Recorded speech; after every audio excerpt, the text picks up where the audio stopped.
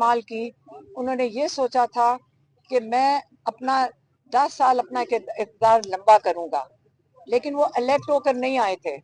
लेकिन उसके बाद क्या हुआ, उन्होंने जुल्म का निज़ाम शुरू किया, और जब ये इस किस्म की चीज़ आप जुल्म करते हैं, उसके नताइज देख लें कि पाकिस्तान टूट गया। अब आसिम मुनीर साहब, आपको मैं ये कहना चाहता हूँ कि आप इस वक्त फौज ने आपको इलेक्ट नहीं किया है। आप ये सोच रहे हैं कि आप फौज के कंधे के ऊपर आप यहाँ पे 10 साल बैठेंगे, तो पाकिस्तान के अंदर जो इस वक्त हालात जा रहे हैं, आप उस पर पहले फोकस करें कि आपने इस इक़्तिदार को लंबा करने के लिए क्या क्या कुछ नहीं किया। पहले जमहूरियत, पहले आपने 9 मई किया जो फॉल्स फ्लैग था, ताकि आप पीटीआई को उस बहाने से मुकम्मल तौर पे क्रश कर दें। लेकिन जब इलेक्शन हुए तो लोगों ने, पीटीआई ने इलेक्शन स्वीप किया।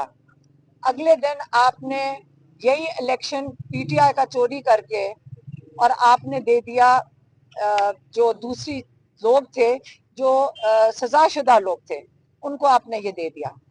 फिर दूसरा आपने ये किया कि जो क्या था, हाँ हाँ, फिर आपने ये किया कि जो जजेस थे, आपने जजेस को कंट्रोल करना चाहा। जजेस को कंट्रोल करने के लिए आप 26वीं अमेंडमेंट में लेकर आए।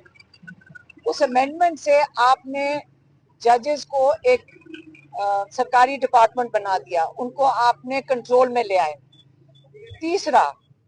तीसरा आपने मीडिया को मुकम्मल तौर पे आपने कंट्रोल में ले आए।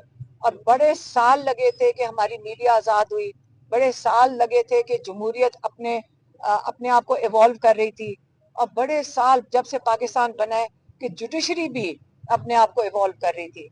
तो आपने ये तीनों चीज़ों को इस वक्त आपने बिल्कुल रूल ऑफ लॉ को ख़त्म कर दिया है, आपने जमहूरियत को ख़त्म कर दिया है, और आपने जो ह्यूमन राइट्स अब्यूज़ है, जो इस वक्त पाकिस्तान में जो जुल्म की आपने दास्तानें इस वक्त खुली हुई हैं जब से 9 मई हुआ है, वो तो आज सबके सामने है। चौथी चीज़ इसमें जो हुआ है पाकिस्तान में, कि सबसे बड़ी चीज़ है कि इस वक्त पाकिस्तान में सबसे कम इन्वेस्टमेंट आई है, जो पूरी पाकिस्तान की तारीख में सबसे कम इन्वेस्टमेंट इन्हीं वजूहात से कम हो गई है। उसका नतीजा क्या हुआ है? उसका नतीजा ये हुआ है कि आपकी जो 45% लोग गुर्बत की लकीर से नीचे चले गए हैं। आपने जो पूरी अब तक का जितना पाकिस्तान ने कर्जा लिया था, आपने 3 साल में इस हुकूमत ने उतना ही कर्जा पाकिस्तानियों को, उतने ही कर्जा डबल करके, मैं क्या मैं 47 बिलियन था पहले, अब कोई 90 बिलियन तक चला गया है।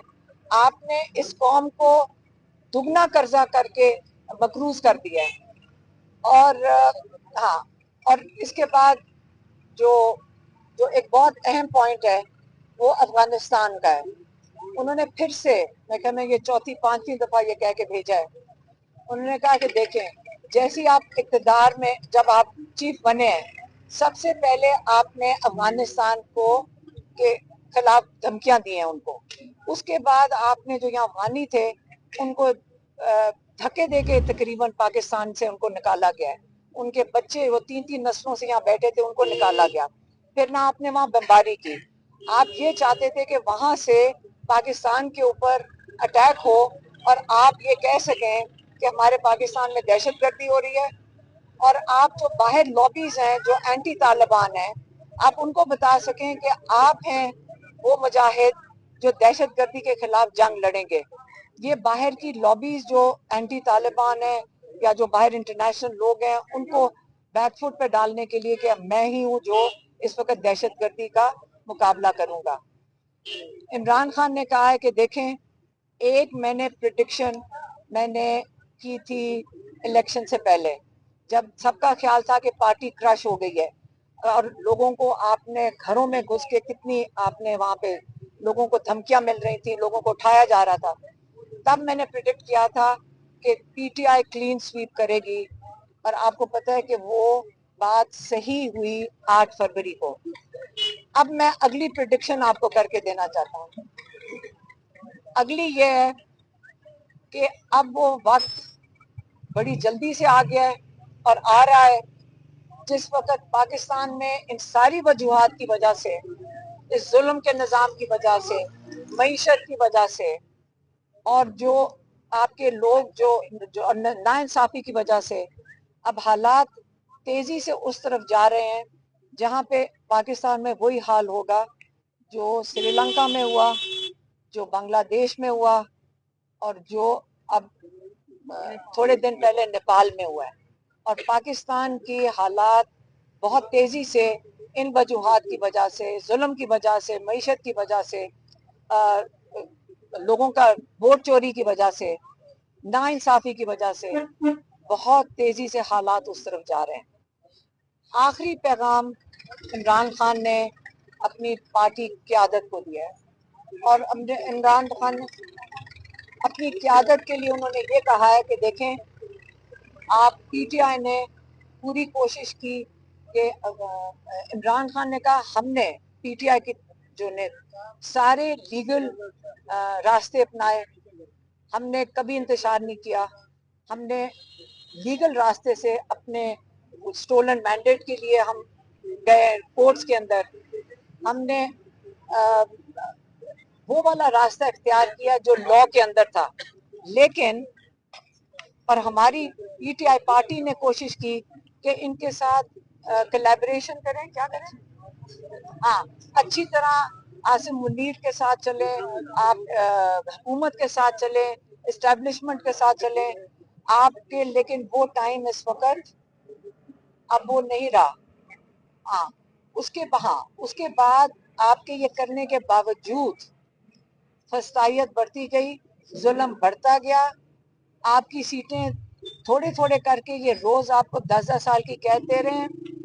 تھوڑا سا بات ہوتی ہے آپ کو نااہل کر دیتے ہیں، کیونکہ آپ اسمبلیوں میں بات کرتے ہیں، آپ کو نااہل کر دیا جاتا ہے.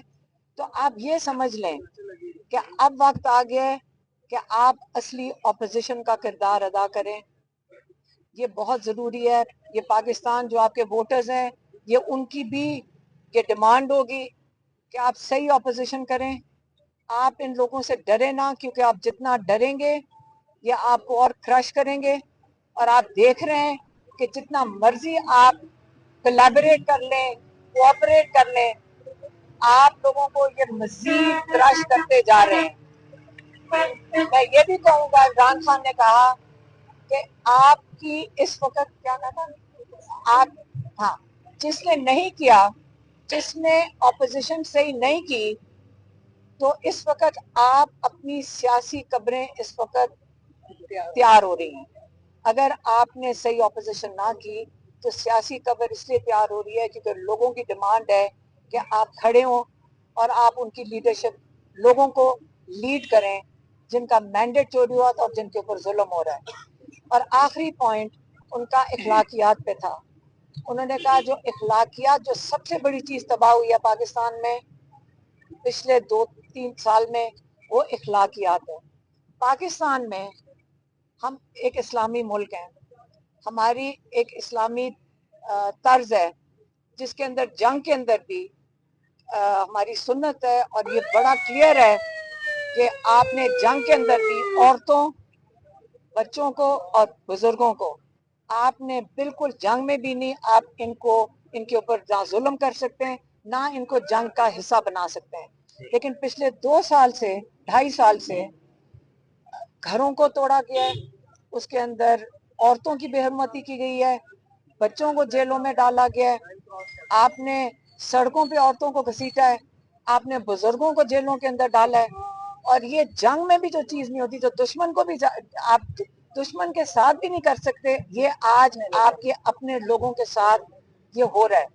اور آپ نے اخلاقیات کا کیا پاکستان میں حالات رہیں گے جب آپ جرم جن کو کنوکشنز ہوئی ہوئی ہیں، جن کو آپ کو پتہ ہے کہ ان کے پاس چوری شدہ مینڈیٹ بھی ہے اور پاکستان کے اوپر ان کے اقتدار کی کوئی چھپی ڈھکی چھپی بات نہیں ہے کہ ان کا کیا پیچھے ان کے اوپر کس قسم کے کیسز تھے اور کس قسم کے منی لانڈرنگ کے کیس، ان کو آپ نے اقتدار میں بٹھایا.